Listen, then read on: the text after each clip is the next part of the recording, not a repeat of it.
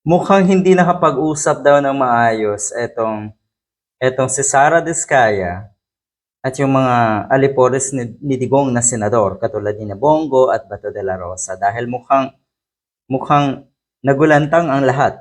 Nagulantang si Bato lalo. Nahihinga daw sa salwal si Bato no?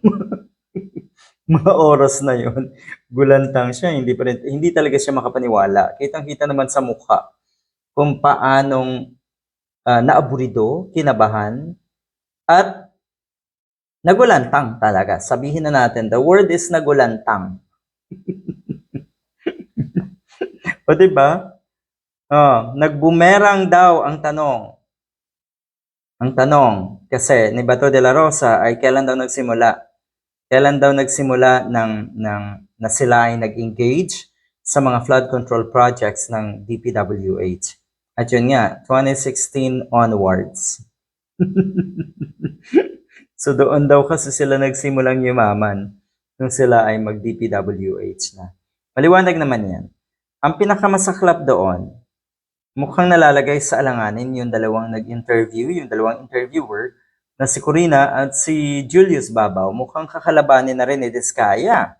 Dahil ang sabi, kuno nga ay edited, spliced yung videos na ipinakita. Yun naman pala, spliced Bakit hindi ka pa nagsalita? Matagal-tagal na rin yung video na yun, di ba? Ba't hindi po kayo nagsalita? At hindi niyo nasabihan, di ba? Edited daw kasi yung video, hindi daw yun ang mga sinabi niya. Ang narinig lang daw ay DPWH nga. So, yan. Ito ngayon ang talagang hindi edited. Lalong hindi ito spliced dahil maliwanag pa sa sikat ng araw. Ipinamukha na itong sa Sara Diskaya, siguro hindi niya rin alintana. Talagang naging, at this point, ay mukhang naging honest lang etong si Diskaya. At yung kanyang pagiging honest na yon ay sumampal ng todo-todo kay Bato de la Rosa.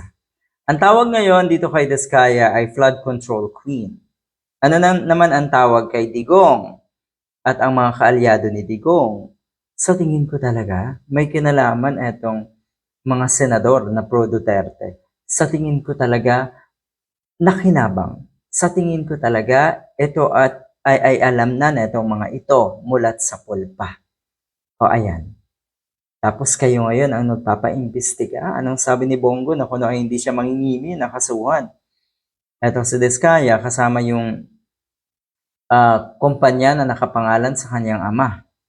Kahit daw kamag-anak niya, hindi daw niya or kaya daw niyang kasuhan nga. O talaga ba? Ang rason kasi or ang pinakatanong kasi dyan, mapaparusahan ba? Kasi pag sinabing kasuhan, yun lang. Hanggang doon lang kalimitan dito sa atin. Yung angas na kuno ay kakasuhan, pananagutin. Pero wala namang napapanagot talaga. Wala namang napaparusahan. At lalong walang nakukulong.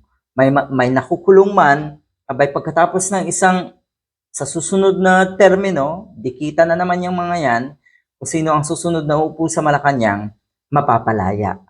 Ganon kasaklap dito sa atin. Sana yung nakikita natin ngayon sa Indonesia, sana dumating sa punto na yung galit ng mga kababayan natin ay totoo. Kasi ang daming nagrarant, ang daming ngayong galit, ang daming ngayong rereklamo sa social media. Pero sa tingin ko hanggang dyan lang tayo Dapat talaga ay may aksyon.